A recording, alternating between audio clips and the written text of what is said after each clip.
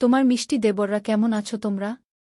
তোমাদের জন্য আজকে নতুন একটি হাতের কাজ করার মতো ভিডিও নিয়ে আসলাম। যে ভিডিওটি দেখলে তোমরা হাতের কাজ করবে, আমি 100 শিওর। আর যদি হাতের কাজ না করো আমাকে বলবা, আমি তোমাকে এমবির টাকা ফেরত দিয়ে দিব। কমেন্টে তোমাদের নাম্বার দিয়ে দিব আর বলবে যে আমার হাতের কাজ করতে ইচ্ছে হয়নি, তাহলে আমি কিন্তু তোমাদের নাম্বারে এমবির টাকা ফেরত দিয়ে দিব। আর তোমরা যারা আমার সাথে কথা বলতে চাও তারা পুরো ভিডিওটি দেখবে, কারণ ভিডিও মাঝখানে আমি আমার ইমো হোয়াটসঅ্যাপ নাম্বার দুটোই দিয়ে রাখব, সেখান থেকে নাম্বারগুলো কানেক্ট করে আমার সাথে যোগাযোগ করতে পারবে। তো বেশি কথা না বলে ভিডিওটি শুরু করা যাক। আমার হোয়াটসঅ্যাপ নাম্বারের শুরুতে হল 0065845544।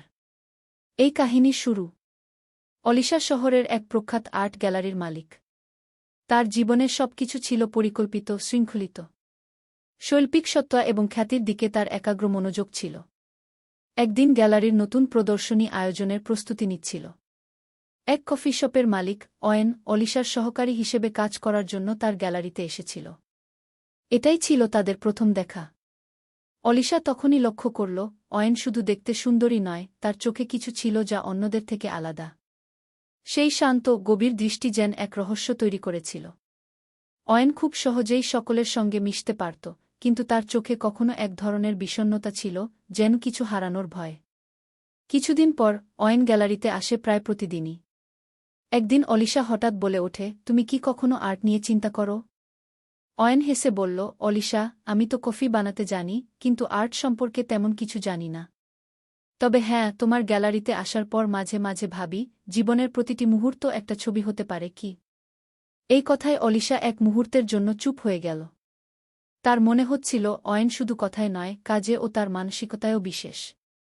এমন এক মানুষ যে কিনা না চাইলেও তার জীবনকে আরও রঙিন করতে পারে। পর্ব 2, গভীরতা। দিন যায়, গ্যালারিতে অয়েন আর অলিশার সম্পর্ক আরও গা হতে থাকে। অলিশা বুঝতে পারে তার জীবন এতদিন শুধু কাজে ডুবে ছিল, কিন্তু এখন তার মনে নতুন কিছু আবিষ্কৃত হচ্ছে। এটা ছিল অয়েন। তার সহজ হাস্যোজ্জ্বল ভাব আর তার অপ্রকাশিত দুঃখ, সব কিছু মিলে এক অদ্ভুত আকর্ষণ তৈরি করেছিল। অলিশা জানত সে কখনো এই ধরনের অনুভূতি অনুভব করেনি। একদিন বিকেলে গ্যালারির কাজ শেষ করে অলিশা অয়েনকে তার নতুন এক আর্টওয়ার্ক দেখতে আমন্ত্রণ জানায়। তারা দুজন একসঙ্গে হালকা আলোতে ছবির সামনে দাঁড়িয়েছিল। ছবির নাম ছিল জীবন রঙিন উ। এটা তোমার ছবি? অয়েন অবাক হয়ে জিজ্ঞেস করল। অলিশা স্নিগ্ধ হাসি দিয়ে বলল, হ্যাঁ, এই ছবিতে আমি আমার জীবনের রঙগুলো দেখাতে চেয়েছি। কখনো একা, কখনো একসাথে, যদিও জীবনের রঙগুলো সবসময় একরকম থাকে না গি। অয়েন ছবি দেখছিল, তারপর বলল, আমি জানি এই ছবির মধ্যে একটা গল্প লুকানো আছে, কিন্তু তুমি জানো, জীবনে অনেক সময় রঙগুলো ঠিকমতো ফুটে না। জীবনে অনেক ধরনের ছায়া থাকে গু। অলিশার চোখে এক ধরনের আলো জ্বল। সে বুঝতে পারছিল অয়েন তার জীবনের সবচেয়ে বড় রং হয়ে উঠতে পারে। পর্ব 3, সম্পর্কের ঘূর্ণন। তবে সময়ের সাথে সাথে তাদের সম্পর্কেও কিছু পরিবর্তন এলো। অলিশার মনে হয়েছিল অয়েন তার জীবনে যেন এক ভিন্ন রং এনে দিয়েছে, কিন্তু তার অনুভূতিগুলো প্রকাশে কিছু বাধা ছিল। অয়েনও কখনো স্পষ্টভাবে কিছু বলছিল না, যদিও তার দৃষ্টিতে অনেক কিছু ছিল। একদিন অলিশা নিজের অনুভূতিগুলো স্পষ্টভাবে অয়েনকে বলার সিদ্ধান্ত নেয়। সন্ধ্যায় তারা এক ক্যাফেতে বসেছিল। অলিশা অয়েনকে বলল, অয়েন, তুমি জানো, তোমার মধ্যে এমন কিছু আছে যা আমি অনেক দিন পর অনুভব করেছি।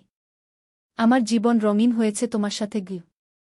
অয়েন এক দীর্ঘ নিঃশ্বাস নিয়ে বলল, অলিশা, আমি জানি তুমি আমাকে বুঝতে চাও, কিন্তু আমি একজন সহজ মানুষ। জীবনে অনেক কিছু হারানোর ভয় আছে। তবে আমি জানি তোমার সাথে থাকলে হয়তো আমার জীবনও বদলে যেতে পারে গি। তারপর এক মুহূর্তের জন্য দুজনের মধ্যে কোনো কথা হয়নি। শুধু তাদের হাত একে অপরের মধ্যে শক্ত হয়ে ধরেছিল। এটাই ছিল তাদের প্রথম একসাথে থাকা অনুভূতি। পর্ব 4, একসাথে নতুন পথ। তারপর থেকে তারা একে অপরকে আরও ভালোভাবে বুঝতে শুরু করে। অলিশা অয়েনের কাছে শিখেছিল, জীবনে প্রেম শুধুমাত্র রোমান্স নয়, এটি সত্যিকারের বন্ধন, একটি বিশ্বাস। অয়েনও অলিশাকে শিখিয়েছিল, কখনো কখনো কিছু জিনিস অবিলম্বে অর্জিত হয় না, সময় লাগে। একদিন অলিশা তার গ্যালারিতে অয়েনকে নিয়ে এক নতুন প্রদর্শনী আয়োজন করে, যেখানে তারা একসাথে জীবন, প্রেম আর আর্টের রঙগুলো উদযাপন করে। তাদের মধ্যে কোনো কিছু বাকি ছিল না, শুধু একে অপরকে সমর্পিত করার ইচ্ছা ছিল। পর্ব 5, চিরকাল একসাথে। বছরগুলো চলে গেল, অলিশা আর অয়েন একসাথে জীবন কাটাতে শুরু করল।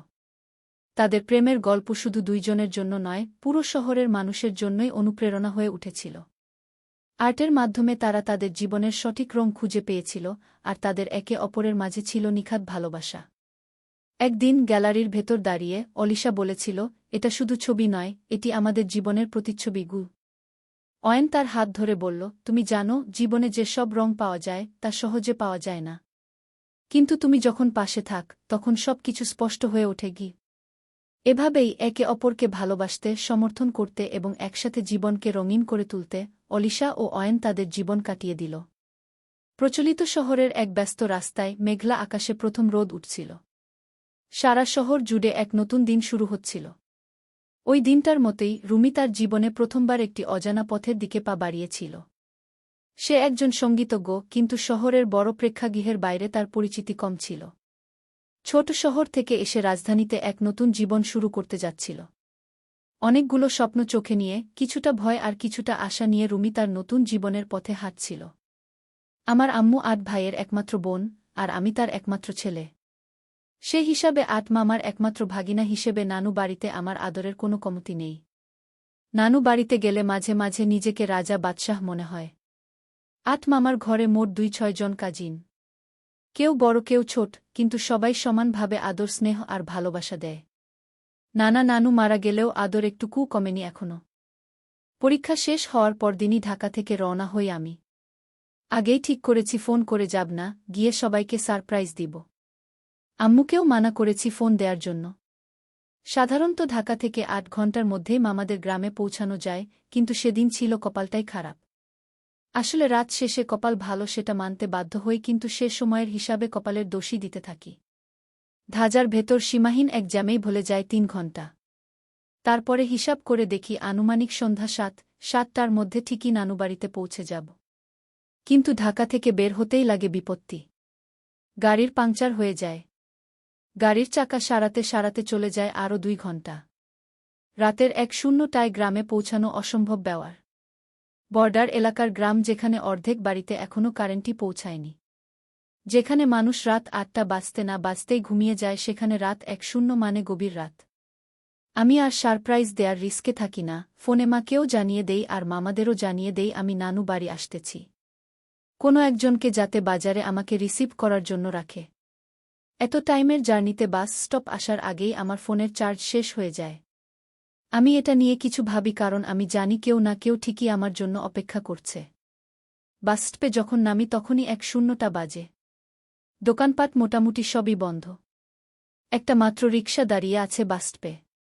উনার সাথে কথা বলে ভাড়া ঠিকঠাক করে উঠে পড়ি রিকশায়। রিকশার নিচে নিভু আলোতে জ্বলতে থাকা হারিকেনের আলোতে আশেপাশে কিছুই চেনার উপায় নেই। বলেছিলাম না কপাল খারাপ, উনি অনেক রাস্তা ঘুরিয়ে রাস্তা হারিয়ে আমাকে কোনো দিকে নিয়ে যেতে থাকলেন, আমি কিছুই বুঝলাম না। কপাল খারাপের এক ছয় কলা পূর্ণ হল যখন রিকশা ভাঙ্গা রাস্তার একটা গর্তে পড়ল, আর হারিকেনটাও যখন ভেঙে গেল। চারদিকে ঘুটঘুটে অন্ধকার। কোথায় আছি, কোথায় যাব, কোনো হদিস নাই। এমন সময় অন্ধকারে একটা বয়স্ক লোক হেঁটে যাচ্ছিল। আমরা তাকে দাঁড় করিয়ে জিজ্ঞেস করি, এটা কি উত্তর গ্রাম নাকি? উনি জবাব দেয়, উত্তর গ্রাম উল্টা পাশে, এটা দক্ষিণ গ্রাম। আমার তো মাথায় হাত। রাত তখন আনুমানিক ১:০০।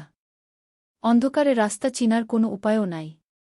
দক্ষিণ গ্রাম শুনে রিকশাওয়ালা বলে, আমার বাড়ি তো পূর্ব দিকে, একটু হাঁটলেই যাওন যাইব। আমি তাহলে যাইগা। রিকশার সিটের নিচ থেকে চেইন আর তালা বের করে হাতরে এরপর একটা গাছের সাথে রিকশাটা বেঁধে রাস্তার পাশ থেকে জমিতে নেমে কোনাকুনি হাঁটা দেয় সে। আমি অসহায়ের মতো তার দিকে তাকিয়ে থাকি, শেষে দাঁত চিবিয়ে গালি দেই, বদমাইশ। এবার সেই বয়স্ক লোকটি আমাকে জিজ্ঞেস করে, বাবা তুমি কই যাবা? আমি তাকে সব খুলে বলি। উনি বলেন, এত রাতে এই অন্ধকারে হেঁটে যেতেও ১ ঘণ্টা লাগবে। আমি হতাশ হয়ে রাস্তার পাশেই বসে পড়ি। এখন আমি কি করব? এবার বয়স্ক লোকটি বলেন, তুমি এই গ্রামের মেহমান আর তোমার মামাদের আমি চিনি, আমি উনাদের জমিতে অনেক কাজ করছি। তুমি বরং আমার বাড়িতে আজ রাতটা কষ্ট করে থাকো, সকালে আমি তোমাকে পৌঁছে দিব। আমি জিজ্ঞেস করি, আপনার কাছে কি মোবাইল আছে? তাহলে আমি একটা কল দিলেই উনারা এসে আমাকে নিয়ে যাবেন। উনি বললেন, গরিব মানুষ বাবা, মোবাইল পাবো কোথায়? এ গ্রামে তো কারেন্টই নেই। হাতে গোনা ২-৪ জনের কাছেই শুধু মোবাইল আছে। অগত্যা আমি উনার সাথে হেঁটে উনার বাড়ি যাই। চারদিকে দানের জমির মাঝে ছোট্ট একটা টিনের কুঁড়ে ঘর। আশেপাশে কোনো ঘরবাড়ি নেই। আমার মনের মাঝে ভয় ঢুকে বসে কোনো ভূতের বাড়ি এসে পড়লাম না তো। যা যা ঘটেছে ভূতের সিনেমাতেও ঠিক এমনটাই ঘটে। মনে মনে যত দোয়া দরুদ পারি সব পরে পরে ফু দিতে থাকি। বয়স্ক লোকটি উঠোনে এসে ডাক দেয়, শেফালি। শেফালি মা, ঘুমিয়ে গেছিস? বাড়ির ভিতর থেকে একটা যুবতী মেয়ে হারিকেন হাতে বের হয়ে আসে। পরনে সাদা শাড়ি, দেখেই বোঝা যায় বিধবা।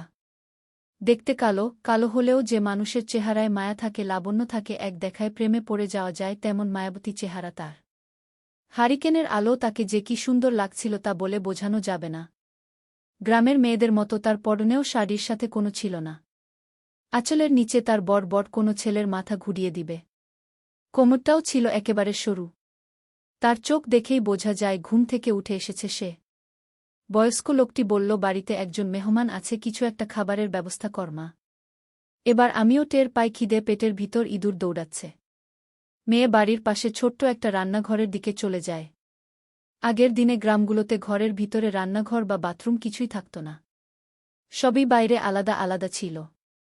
ঘরের ভিতর 2টা রুম, কোনো দরজা নেই, 2 রুমে 2টা খাট, বলার মতো তেমন কোনো আসবাবপত্র নেই। খাটে বসেই রাতের খাবার সেরে নেই। সামান্য আয়োজন, ডাল ভাত আর ডিম ভাজি। খেতে খেতে ভদ্রলোকের নানা গল্প শুনলাম। মা মরা মেয়ে শেফালি, দেখতেও কালো। জমি বন্ধক রেখে ধার দেনা করে যৌতুক দিয়ে বিয়ে করিয়েছেন। বিয়ের 2 মাসেই জামাই সাপের কামড়ে মারা গেছে।